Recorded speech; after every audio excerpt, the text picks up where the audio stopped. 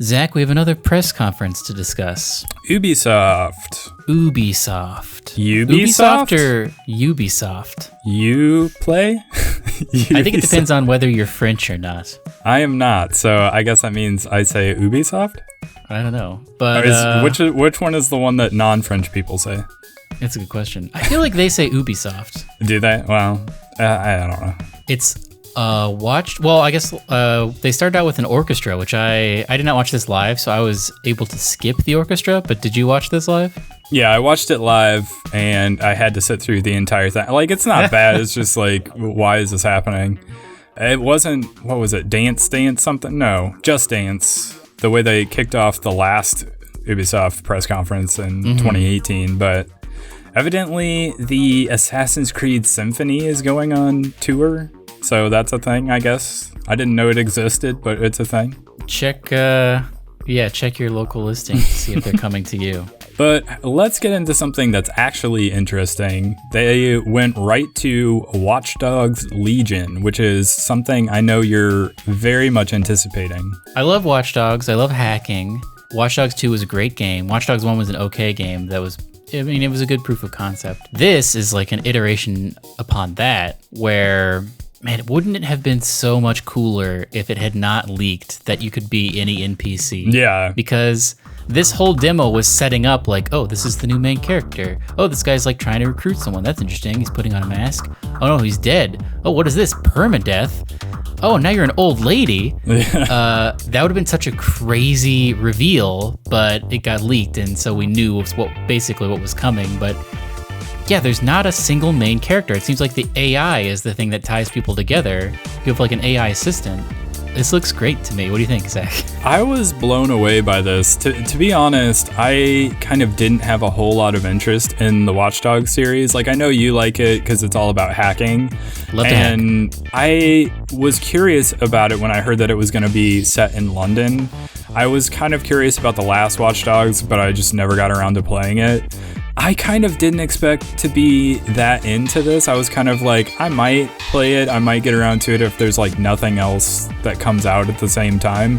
But now I'm like 100% on board after seeing this. Like, even after hearing the leak, I was like, I mean, that's interesting, but I need to see what it looks like in order to really be sold on it. And they showed it, and yeah, it is amazing. Like, I wrote in our notes, like, how is this even possible? That they have basically any NPC you can recruit, and they're like voiced, they have fleshed out characters with background missions. You can, they all have different skill sets, and like, it remains to be seen like how deep that is, and whether or not it's just sort of a procedurally generated like mix of traits that they've just sort of compiled, and they just let the machine sort of randomly draw cards to determine what the NPCs end up being like.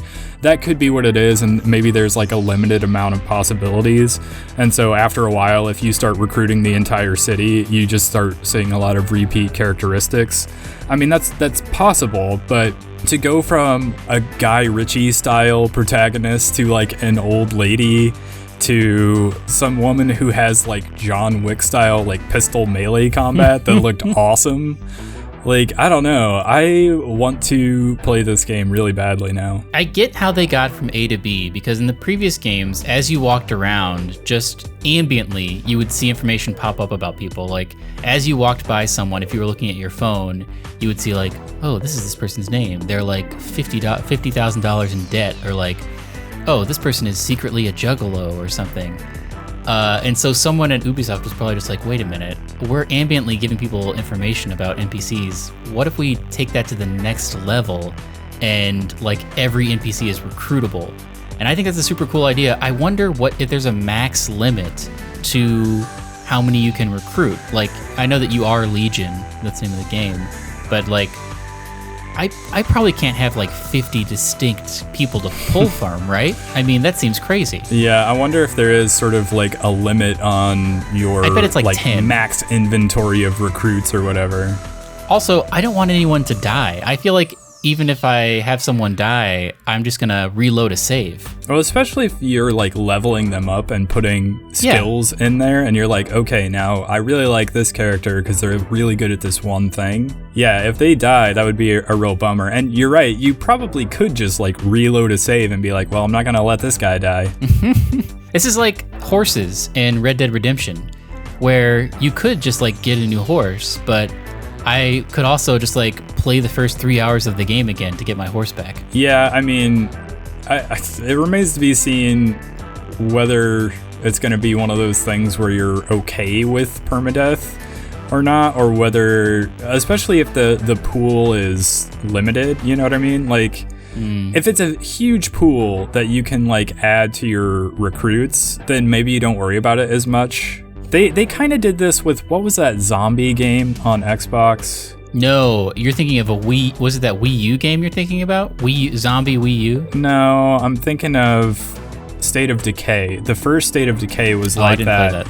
Where basically you're building up a little like safe house basically, and more people would come to your camp if you were like building it out, I guess, and like going and acquiring resources and stuff like that. And then you could swap back and forth between the people that would come stay at your place, and you could take them out on little missions to gather items. And then if they died, they were just dead. It was permadeath. And so you just lost one of your people if that was the case. So we've kind of seen this before, but I don't remember if they were supposed to be sort of fully fleshed out characters with sort of RPG mechanics where you're leveling them up. I don't remember if it was that deep. This definitely seems kind of like the next level of that concept. And it's interesting that like it seems that each character has like one or two big strengths. Like they were looking for someone who's really into drones, and there's also like a combat style person and like a guns person. So it seems like it really encourages you not to have like basically a de facto main character. You just like sticking to one person. It really wants you to jump around from person to person. Yeah, like round out your squad and have like one person that you're like, oh, this is my go-to guy for this style of mission, and this one is who I'm going to use for like, maybe you can swap back and forth depending on the task at hand. And you have to assume there's going to be like premier, like big time missions where like it gets like 2 to 3 of your squad together, and it's like those specific missions in GTA 5 where you were swapping between the 3 characters on the fly. They didn't talk about multiplayer at all. Was there multiplayer in Watch Dogs 2? Like co-op or PvP or anything like that? Man, I don't remember. I assume it still had that invasion. You know what? Now I'm actually not sure. The first one had very innovative multiplayer where at any time you could be invaded by another character and you'd have to like hack each other. And that was very, very cool. I watched a ton of that on Twitch. Some streamer that I watched overnights when I was working at this place overnight, they were playing Watch Dogs 1 just like all the time, and so I was watching a lot of streams of that game, and they were playing mainly multiplayer, and it seemed really interesting and really like innovative for the time. But I don't remember taking advantage of that in Watch Dogs 2. I think you could play some cooperatively, but I never really did that. The only reason I asked is because it just seemed like maybe it would be interesting to have some sort of like drop in, drop out co-op, even if it was just for sure. Local co-op with like multiple people you've recruited. I'm very interested to see more. It comes out on March 6th, 2020, which is not too far away. A little sooner than I expected, honestly. Well, yeah, me too. I guess it makes sense because we're at the end of a generation, and this was obviously being developed for current gen consoles, right? So they kind of can't push it too much later than that, I guess. But considering this was the first we've actually seen of it, to have it come out next spring, that's pretty quick. I also heard, and I don't know if this is true, that there's a lot less emphasis on gunplay in this one. Like there's a lot more non-lethal takedown abilities. Yeah, wasn't there a rumor that there was going to be like no guns or something like that, or you could do a run where you didn't use guns at all? That would be very cool, because that was my main issue with Watch Dogs 2, was that there was this a disconnect between like completing the missions super brutally and then just like coming back and chilling out in your comic book style like lounge. Yeah, I thought about that too. It did seem like, you're a hacker guy who's not necessarily a soldier or anything. You're just like a hacker trying to, beat the system or whatever. And then you're going on these huge like killing sprees with these guns, and you're like this also a crazy soldier somehow. And then later you're like just hanging out at this, I don't know, hanging out with friends or whatever. Like nothing happened. But anyway, I think this was the most interesting thing they showed, but should we move on to what else they showed? For sure, it was the most interesting thing to me as well, but yeah, we can move on. After that, they did some weird like Apple TV show by the makers of It's Always Sunny in Philadelphia, which I'm not sure, somehow they used Ubisoft to help them make because it's a show about them making a game. And so I guess they had Ubisoft make the game that they are making in the background of this show. It was really weird to me, but... Yeah, it was basically just Mac from It's Always Sunny in Philadelphia. He came out and he was like, "What's up? I love video games. I'm super jacked. Look at my muscles."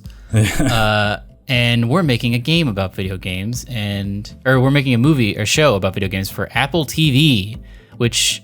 is something, I guess. Also, did it seem like super, I don't know, not very self-aware or not aware of what the gaming industry is like a little bit to you? Because to me, they were like, so Mac was like, I play this character who's like very arrogant and self-centered, and he's all about propping himself up, and he's like takes his shirt off and he makes these commercials about how like cool and hot he is and all of this. And I'm like, you have never talked to a game developer before, have you? Because I watch all these E3 discussions, and like game developers are kind of awkward, mostly out of shape people in my experience. Yeah, I really want to know like who he's basing that character off of. Like, I didn't get what that was supposed to be. The closest thing is like Todd Howard, I think, as like a cool, like brash, young gun style thing, but he's not like putting himself front and center and commercials and things like that. Yeah, I didn't get it either. That seemed like it would work better for like the movies, like a movie industry thing. Like I could believe that character existing in that world. I don't know if I believe it for video games, but yeah, maybe he has somebody in mind that we just don't know about. There was a brief trailer. Didn't really, I guess Abed from Community is in it, but he has like tousled hair. So he's probably cooler. I don't remember anybody else, but that was a thing that happened. And then Rainbow Six Siege, what was that? I don't remember. It was weird because they did like a little Rainbow Six Siege thing. It was kind of like I don't remember if it was a trailer or if it was kind of like, it's doing well. And then they like moved on to a few other things, and then they kind of circled back around to Rainbow Six Siege, so I guess we can do the same. Let's just jump forward down the list a little bit. Is Rainbow Six Siege Quarantine, which is a 3-player co-op PvE spin-off to Rainbow Six Siege. Releasing early 2020 seems kind of like it was being built on that Outbreak mode that came out, I believe, last year. I don't know Rainbow Six Siege very well, but... Nor do I. It was like I don't know, it seemed interesting as far as like co-op modes go. I don't know how popular they are amongst the like hardcore Rainbow Six Siege players, but I mean, I guess more options is awesome. But it was weird because they were calling it a spin-off, which leads me to believe that it's going to be sold separately and not like an additional mode added to the current game. Well, in Rainbow Six games traditionally have been very realistic. It's all about realism. Yeah. And this, I mean, to the untrained eye, it appears to contain zombies. Well, so the Outbreak mode from last year was as well. It was very like Left 4 Dead style, and everybody was like, whoa, this is like a real departure from what Rainbow Six looks like. But I don't know. I guess it's interesting, but neither of us play Rainbow Six Siege, so. We also don't really play fighting games. No, we do not. Adventure Time Brawlhalla? Is that what you're talking about? Yes. So Brawlhalla has been out for a while, but I guess there's DLC that is Adventure Time themed. I don't know either of these properties very well, so... Oh, you should watch Adventure Time. It's good. I mean, I've heard Adventure Time is good. I just have never taken the time to actually watch it. I don't know anything about Brawlhalla, but I guess that's good. Ghost Recon Breakpoint was next. They brought out John Bernthal, and he was sad that he's not Keanu Reeves and didn't get the same warm welcome, so he brought his dog with him. And it's insane how chill that I know. dog was. I wrote it down in the notes. I was like, that is one chill dog. It just like laid down and did not care. It was very cool. It's like crazy well trained, because that's a giant room of very loud people, and it just like chilled at his feet. It didn't even get up. Yeah, it just kind of like laid down and looked around a little bit, but did not seem startled at all, which is crazy. What do you think about this game? It seems like a very interesting Ghost Recon game. I kind of am interested. I think I like it. I like Ghost Recon, or at least I did back in the day. I used to play them on like OG Xbox, and I played the Advanced Warfighter games, and I liked those quite a bit. I don't know if maybe I'm too far past it now, because I never played Wildlands. This one seems like maybe more a game as service version of that game. Yes. I think it could be cool. The one thing that I think is going to prevent me from actually playing this is that if you look at the release schedule, so this thing is scheduled for October 4th, 2019. 2 weeks before that, Destiny 2 Shadowkeep comes out, and Legend of Zelda Link to the Past. Or not Link to the Past, sorry, Link's Awakening. And then like 3 weeks after that is The Outer Worlds. Oh my god, it's gonna be a packed end of the year. Yeah, so it's gonna be, and well, there's more stuff after that, because obviously Pokemon, Star Wars, and Doom Eternal are all in November. Right. So it's gonna be like, I don't know if I'm sold enough on this to want to push it up like the priority list over some of those other ones that I'm maybe anticipating a little bit more, but we'll see. Mm-hmm. Yeah, I mean, it seems interesting that it's like the setting is crazy to me, because it's an island where like crazy high-tech stuff is being developed, but then John Bernthal takes it over. So you're fighting like spider tanks and stuff, or like crazy drones. Yeah, it is like really futuristic tech. Also Terminators? Yeah. Question mark? Yeah, I didn't get this either. We talked about this in the Microsoft conference where they had Gears of War, and they showed, oh, by the way, Terminator, and then they just like stopped talking about it, and we're like, wait, what do you mean? Is that like skins? Is it an extra mode? Like, what do you mean by that? And then they kind of did the same thing with Breakpoint. They were just like, Terminator? And then that was it. So it was like a black screen. They had the music, and you just saw the red eyes of a Terminator. So like it was even less of a, and then they didn't discuss it at all. Yeah. Was there something going on where there's like some sort of inside like deal or even a joke where they're like, let's mention Terminator, but let's not say anything? I wonder if the Terminator people even told these two people that they were both going to have Terminator stuff. Like, I wonder if Ubisoft was watching the Microsoft press conference and Gears happened, and they're like, what is this? We have this. We're going to show this tomorrow. Yeah, they definitely undercut this announcement a little bit by having it in the previous day's press conference, but there is a beta coming up September 5th, so if you're curious about it, go ahead and give it a shot and then see if it's for you. I guess that is just before all the big things start dropping, so it might be like a good time to check it out. Yeah, especially if it's just like a beta weekend. Yeah. We talked about it a little earlier, but every Ubisoft press conference has to have a crazy dance montage with someone in a panda costume. Yeah. I always kind of tune out during these. I don't know how you feel about them.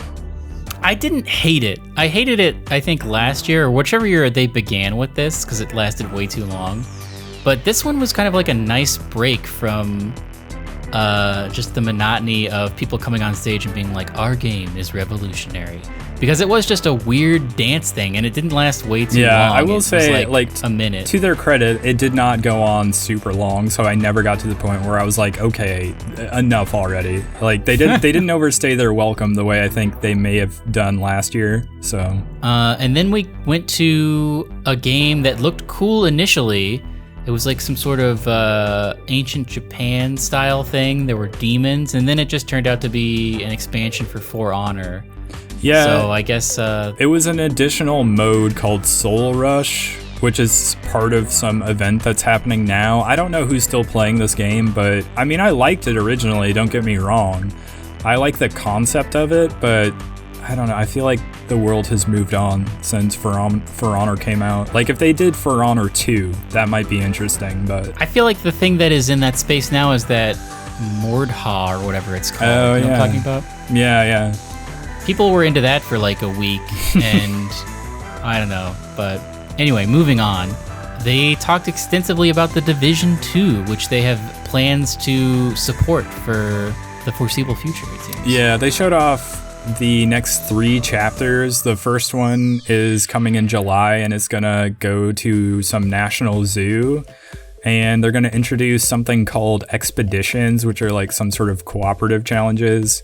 I know just the bare minimum of detail about this, so I'm not gonna go super in depth with this, but episode 2, I don't even remember them saying when this was coming. I may have missed that, but players are gonna go to the Pentagon for 3 missions involving the Black Tusk enemy faction.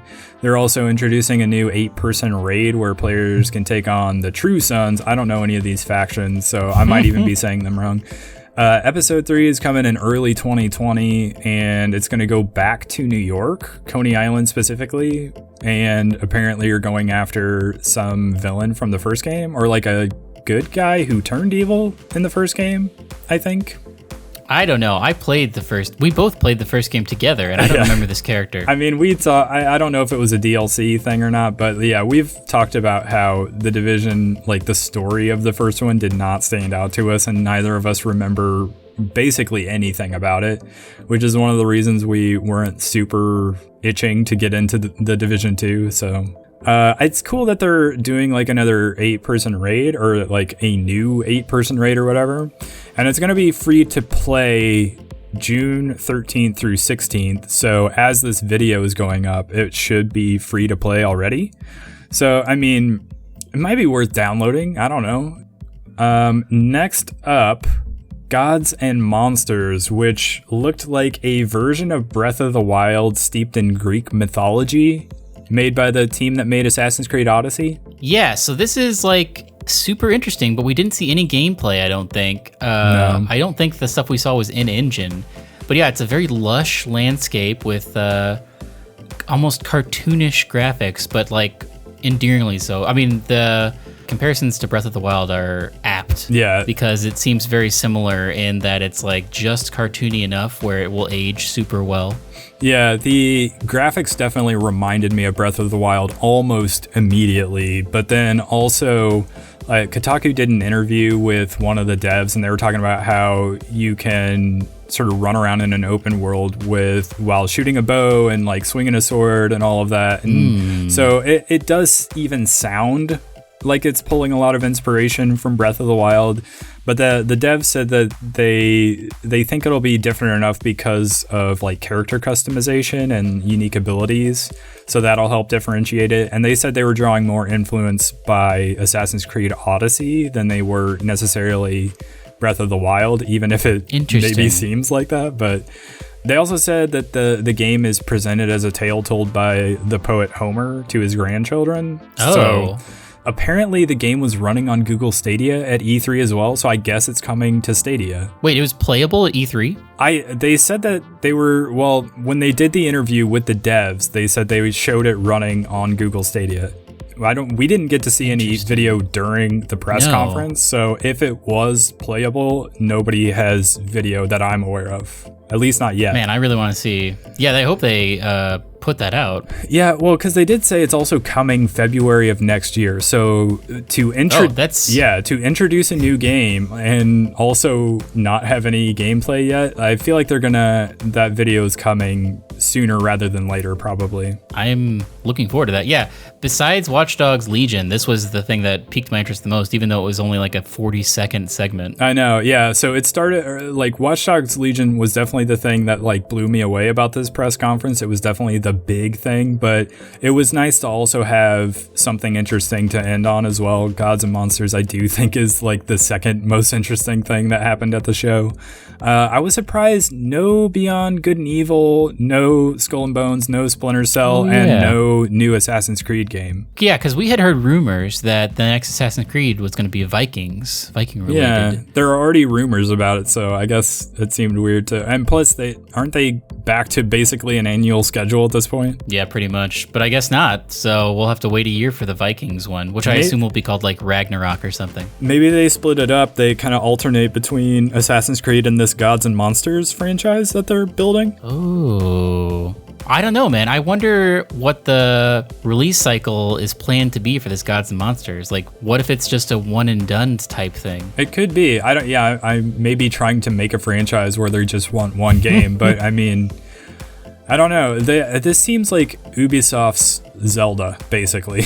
I could be wrong, but yeah. Well, closing thoughts from Ubisoft? It was a pretty strong conference, I think, overall. I think there was some stuff in the middle that I didn't really care that much about, but definitely Watchdogs Legion was one of the best things I saw at E3 altogether.